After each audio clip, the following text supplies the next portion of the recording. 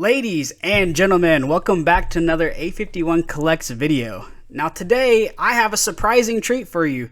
We are going to open Panini Elite Extra Edition on the channel. We're going to run it through our grading system, and we're going to give it a grade that we think it deserves after opening it up, taking a look at the cards, and seeing what we think of the product. This is a product that's hitting shelves right now. You can find it out there at your local Target and Walmart, possibly some other stores that carry sports cards. I think you'll find it surprising. Typically, we haven't been too high on Panini baseball products, but this one might have caught our eye a little bit.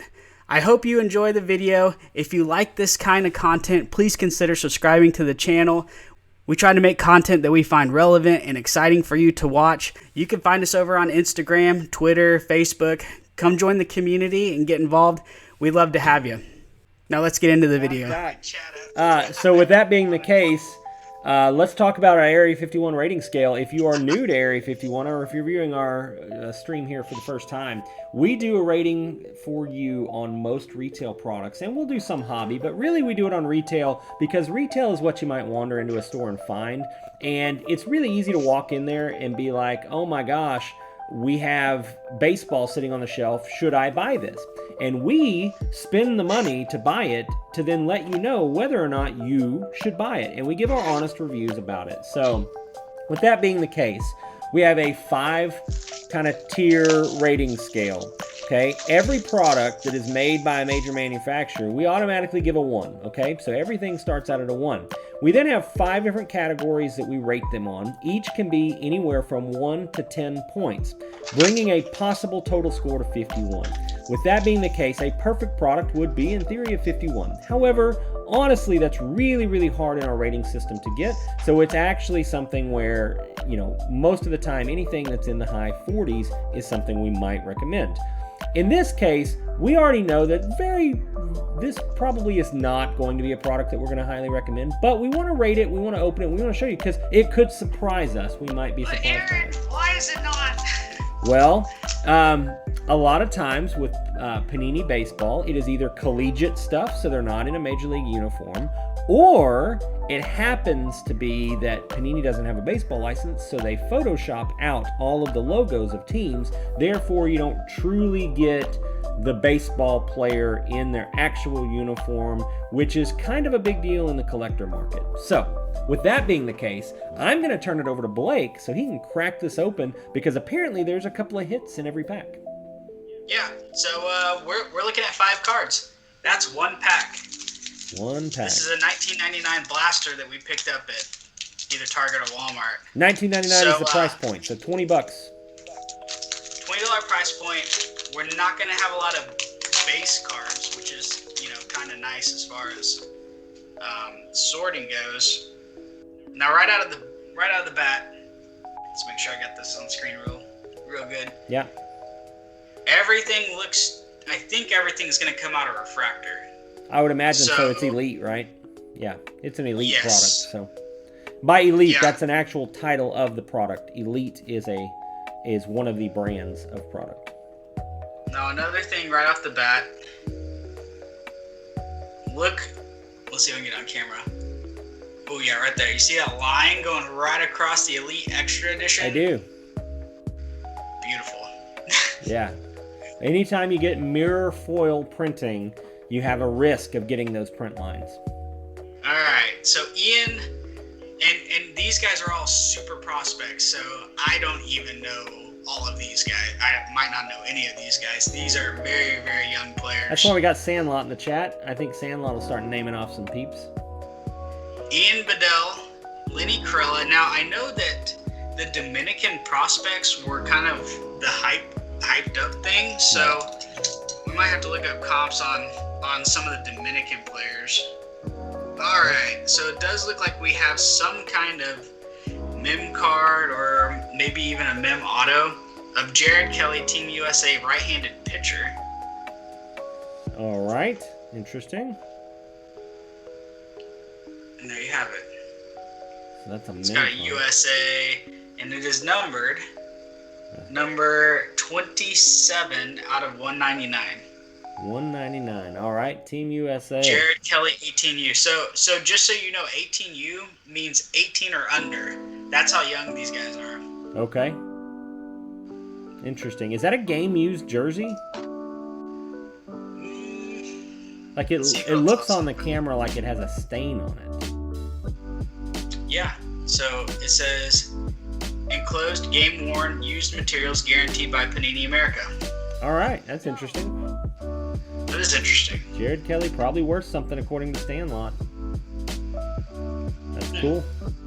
All right, what else we got? Oh, okay. We got a redemption. Cover up that little thingy there.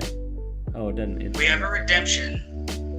We have a baseball 2020 Panini Elite Extra Edition, prime numbers A die cut signatures. Card number 20, Garrett Mitchell. Garrett Mitchell. That's interesting. Do you know who Garrett Mitchell is? No, but usually the redemptions are pretty high value cards. Well, it's a die cut. We'll have to look that up. Well, I'll look that up while you keep showing cards on camera. How about that? All right, then we have one more. What's his name, so I don't forget? Garrett Mitchell. Garrett Mitchell. All right, I'll look up Garrett Mitchell. We have one more. This is also a numbered card.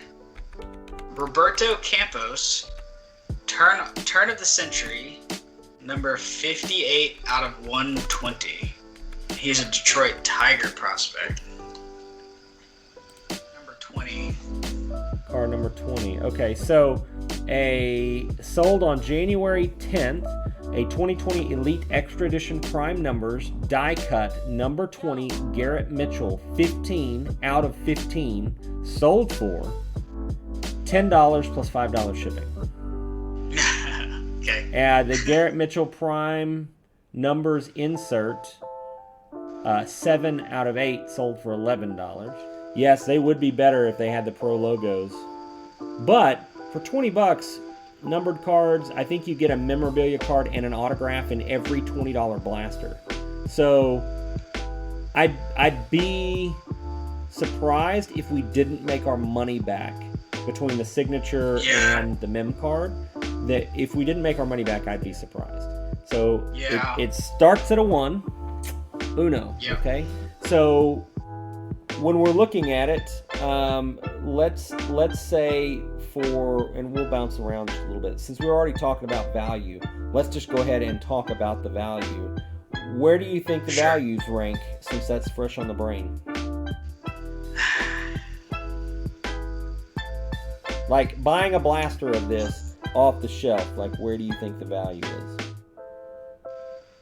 It's decent. It's definitely the best Panini product that we've opened. I'm trying to think, okay, would I rather have a blaster of Topps Chrome, or would I rather have a blaster of this? And when it comes to, I would rather have Topps Chrome. So I'm gonna hold Topps Chrome as kind of like a gold standard of baseball blasters. That would probably get like an 8 or a 9 in value. I would give this a 6 though.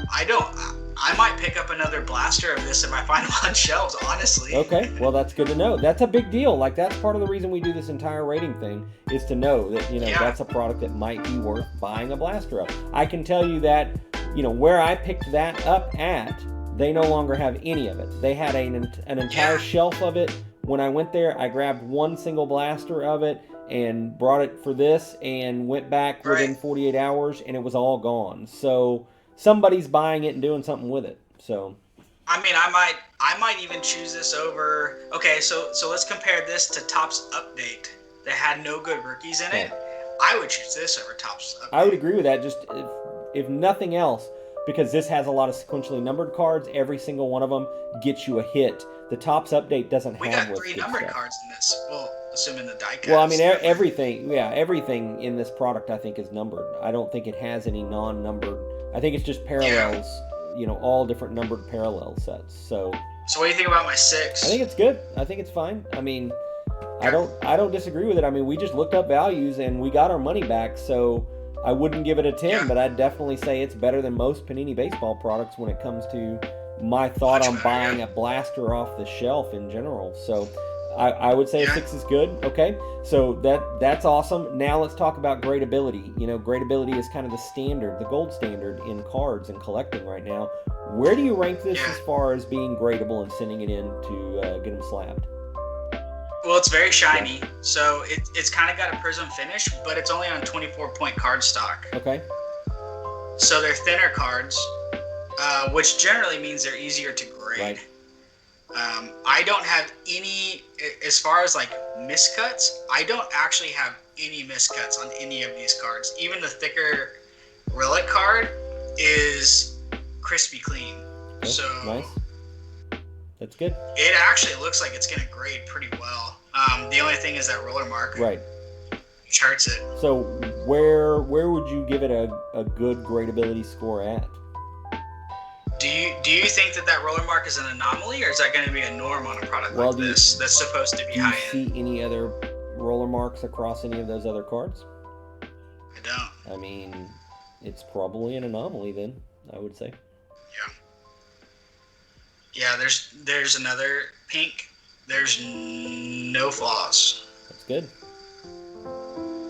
Yeah, no flaws. Little dust, but I mean, so I think this grade's better than Prism, and we're typically giving Prism a 7 on the gradability. I would bump it up 1 to 8. Okay. So let's go 8. I think the thinner cardstock bumps it up a point. Okay, we'll go with that. I like it. All right, so then where are we at with the presentation of the product? That is kind of an overall like look of the product, the presentation of like the blaster, opening it up, you know, what you're getting out of it, like what does that presentation look like? I like it. I don't know. I was not expecting this. This actually caught me kind of off guard. Like we pulled a cool die cut. We have a game used jersey in the shape of USA, which I think is kind of cool in general. Only 2 of these cards are alike. The rest are all unique. The you know, Prism, think about like the Upper Deck green inserts that they have in their blasters. That's way better done than that. I agree. I like it a lot. I don't know. I'm struggling not to give it a really high number. Well, I mean, you usually bring me down. I don't know. I don't know. A 9 pops in my head just because I think the die cuts are super cool too. Okay. I mean, we can give it a 9. I mean, if you think it's there, I look at it, I see cool things on the camera, so I'm totally okay with a 9 there. So, so let's go with a 9 there. That's a pretty high grade, but that's okay. Where would you give it as far as like being a collector value? Like, what's your thoughts on collector value? Yeah, so that's where we're gonna struggle. Okay. Sandlot said it himself. These cards would be crazy if they were in pro uniforms. Right. That not having any of their pro uniforms. We're talking about like, look at this. Well, you have to redeem a card. That's always a bummer right off the bat. But a lot of high-end releases have redemptions. That's not necessarily a bad thing. But we're talking about Dominican League, and this is obviously photoshopped for Roberto Campos. That's a Detroit Tiger uniform with the tiger photoshopped out, and then Team USA here. So unless you're pretty hardcore prospecting, it might not be the most collectible thing. You're probably going to wait till first Bowman. Right. Okay. To grab these guys, because they're going to be in their Major League Baseball uniforms and stuff like that. That's going to be the card to have if you're collecting these prospects. So I would say it's going to be lower, probably on a 4. Okay. Something like that. I agree with that. I mean, I think the collector value is cool, and the fact that everything's kind of numbered and it is a nicer product.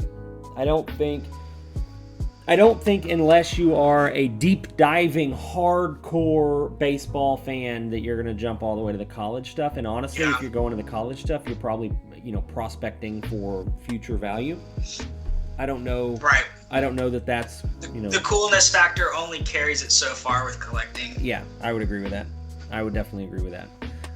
So where would you think we are with an overall wow factor on this product? I know it's better than we anticipated and everything. Where did you want to put it as a wow factor? It is better than I anticipated. This is definitely a hit chasing product. You're not going to get a lot of base. Right. You're not going to get, a stack of 100 cards out of a blaster. Right. This is all about the hits. It's all about the shiny cards. It's about the die cuts and the autos and the cool relics like that. So I don't think it's a 8, 9, or 10. I think wow factor is a 7. I think the coolness factor carries it to a point, but then it's kind of lacking with the actual content that you're seeing out of the box. Okay. So where are you going to give it? I don't know. What do you think? 7? I mean, 6. I wouldn't go high. I wouldn't go higher than 7, but I'm always the optimist here. I don't think it warrants more than a 6. All right, I'm okay with bumping it down to 6. I think it's above average in wow factor. I agree, but I don't think it's much above average. Okay, so where do you think that would give us a total? Like, give me your quick thought. I don't know if you did the math in your head. I think that lands at somewhere around 30. That lands us at a 34. Oh, so it is.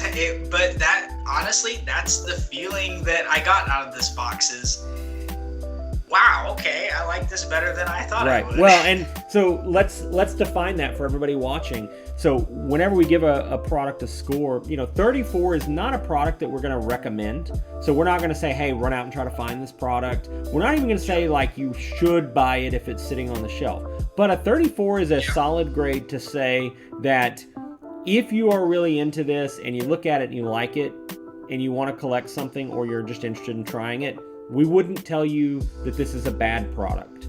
It is a better than average product. It is a reasonable product. Fun rip, right? It's a fun rip. So think about it that way. It is not terrible. And I think that is a good score for it, a 34. It surprised us. Yeah. We went into this thinking Panini Collegiate Baseball, it's going to be terrible. Because we've opened it. We've opened it before. We've opened the Topps Update stuff, which was just terrible. And that's Major League stuff. And, coming over to this, we were super disappointed by buying it and said, no. Now I'm kind of sad we didn't buy a few more of these because it might have been entertaining to rip open and do some stuff with. But either way, though, I'm not that sad because, honestly, I don't think we lost anything by leaving it on the shelf either. That I think is a defining factor. Are you...